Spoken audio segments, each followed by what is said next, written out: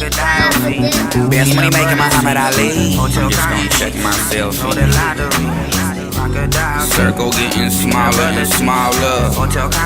The devil still wanna holler.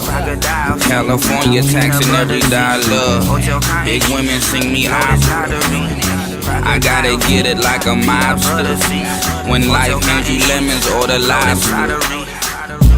I shoulda woulda seen a shrink about my sugar intake, half baked like they're good to I love it. What part of Cali are you from? SoCal. I lived everywhere though. I was born in Carson by the bay, by the beach. Okay. And then I moved to Orange County. And then I lived in Riverside, back to Carson. Now I live in Reno Valley, Palm Springs and all that. Okay. So, hey, I live all throughout Southern California. The whole... Where it never rains. Yeah, you feel me? It rains a lot, I ain't gonna lie. Not a lot, but it rains. Niggas be like, it don't rain at all in California. Like niggas from out here, like, it never rains out here. That's what I hear. Is that true? Like, nah, nigga. One song really. Yeah, it rains. It's all about lives in Cali, man. We like throwing niggas lives, man. Like, alley-oops, and you know what I'm talking about? That's how we think about it. Okay, so, obviously your tagline is, kind of makes sense, everything you started talking about, how you kind of keep your game face on. Your tagline is best money making Muhammad Ali. Champ is here. What's up? Where did that come from? That's actually... I mean, look, how did that come about for you to it kind of just... One of them light bulbs clicked in my head, because... Were you watching the movie one day? Or... Well, Cashius Green, the name itself, is how I watched Muhammad Ali shit, and that's how I got Cashius Green.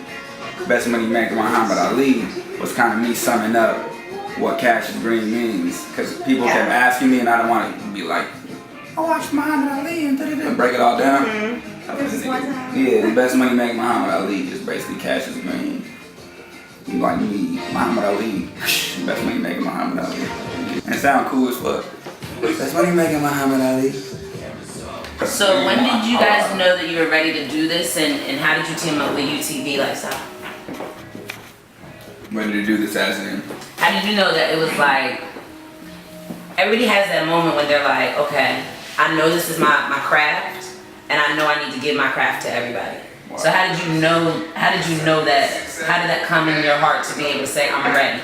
I mean, I don't know how. It's just one of those things that just, I don't know exactly which day it happened, but just clicked. Yeah, it was like an aha moment for you, where you're like, this is it, go.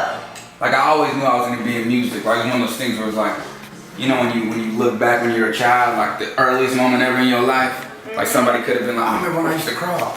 No, my first day I remember, like I opened my eyes and I pushed play, and I was going through my dad's CDs, like no lie, like I was going through my dad's CD collection, and then ever since then I just been, it's everything with my life has been involved in like writing a song, doing something. So it's like I didn't really take it serious. Is probably what you asking, probably till like I was like 16. I started like recording in my room and like actually learning the shit, you know. And I didn't meet them until I knew who they were, like Pheo as in UTV, because Pheo and Reem and all them, they're the same age. They're born '87. So when I was a freshman, they were seniors.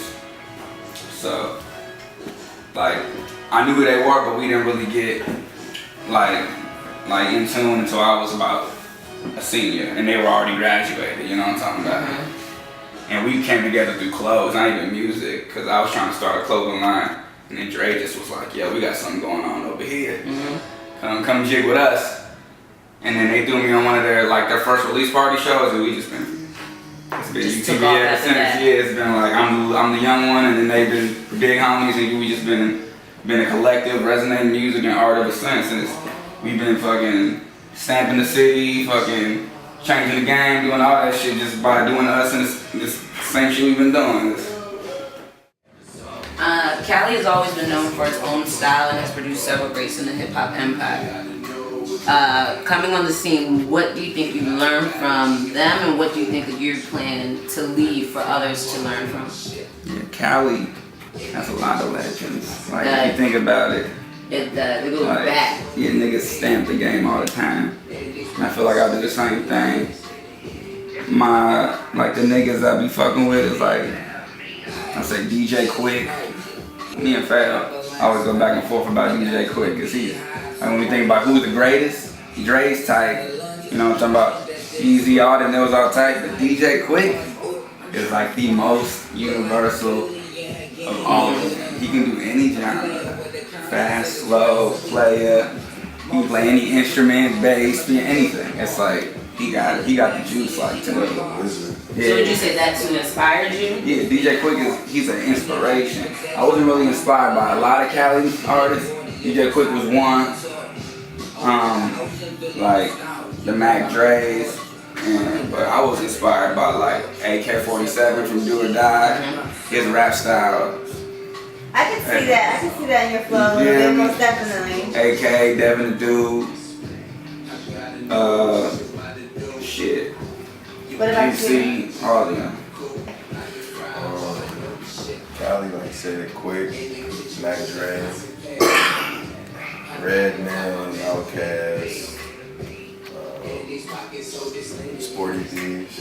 Sporty Thieves is deep. No picture.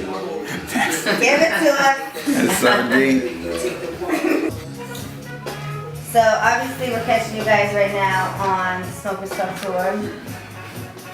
What's been some like highlights of you guys being on this tour? Is this your first time on the Smokers Club tour or no? It's my second. Okay. The highlights would definitely be all the shows. You know what I'm talking about? Like last year it was all the shit I did prior to the shows, but this year like the shows are actually kind of cool, like cooler. And I say the best show I've been to so far, like the best venue response would probably be like Arizona, because it was out of all the shows it was the smaller venue. Like the stage was low, so the people were like right there. And like it was like a real party in there, like it was like a house party. Like intimate? Yeah, real intimate. I like low stages. Cali people do a lot of house parties. That's what I dig it.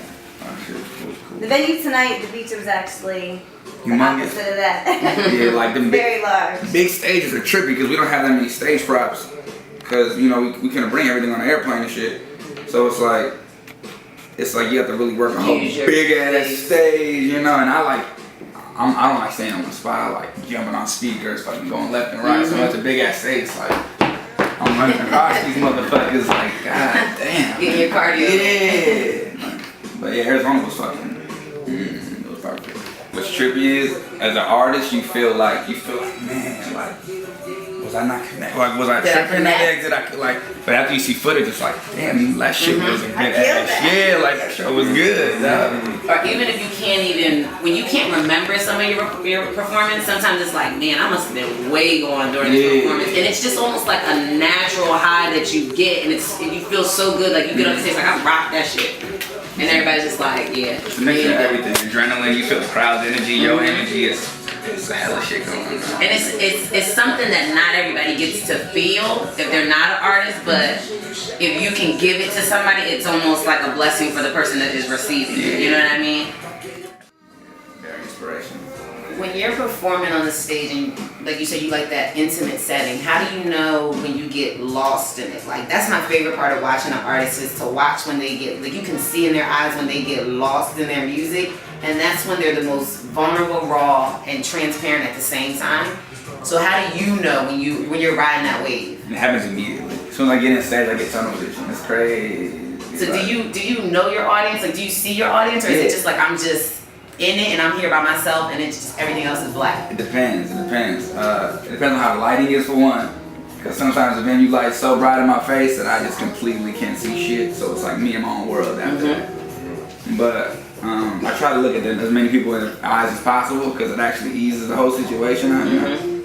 But, yo, like as soon as I get out there, it's like in my own world. Like it's like it's me time. Yeah, go time. Basically, you know what I'm talking about. Like, that's what I'm saying. When I be jumping on shit, like I don't care about the rules. I don't hear that shit. Like last time we in San Diego, I climbed the fucking speaker. It was like 8 feet tall. I didn't even realize it. I just ended up on top of the motherfucker and I was like looking down at Pheo, like security was like, yo, like this nigga has to come down. Like, yeah, and I didn't realize how tall it was. I jumped off and there was one thing like, I was like, ouch. Like, you know what I'm talking about? I was like, damn, dog. Like, I mean, I'm glad I landed on my feet, man. Walk it up. Walk it out. Exactly. Walk it up. Who in like the bigger picture do you want to collaborate with? Like who do you see yourself on like headlining a tour? Who do you see yourself to put it on an album with? Like future artists, like who would you like to work with? I want to work with Lenny Kravitz. Ooh. Okay. I love that. That's like, if I could think of anyone, like He's down here. Lenny Kravitz. He's in Miami? Yeah. Really? He lives in Paramount. He's like one of the only people that live in Paramount. That's like, if I had a dream collab, that would be that, Lenny Kravitz. Like, I say Bootsy, Lenny, and AK-47. That's it. Yeah. Alright, what's you? DJ Quick, Shot Dead,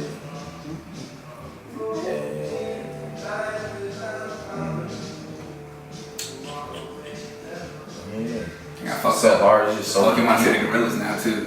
Yeah. Really? Dope. That's great. Super dope. It's just so many people. Just with the new album that you guys collabed on, what would you say was the most challenging and what was the most fun about making it? Breaking down the songs, because we had like 13 songs. We made in like 2 weeks. Like we just went in and just knowing when to stop, like how much is enough, you know what I'm talking about? And we ended up using 5, so that's probably the hardest part. And the easiest, I say the easiest part was just making the songs was just like that. It was so fluent, like it just kind of poured out. We was surprised, like, nigga, we just made 8 songs in a day, nigga, like, what the fuck are we doing, nigga?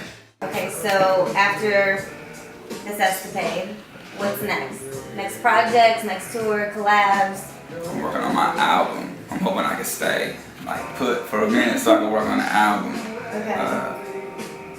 And yeah, I'm just working on hella music. I want to call the album Highway 111 because I've been staying in Palm Springs, making it, and it's like right off Highway 111. So yeah, very inspirational. I want to give a big shout out to WORDKRUSH.COM, you know what I'm saying, for the lovely interview, the hospitality.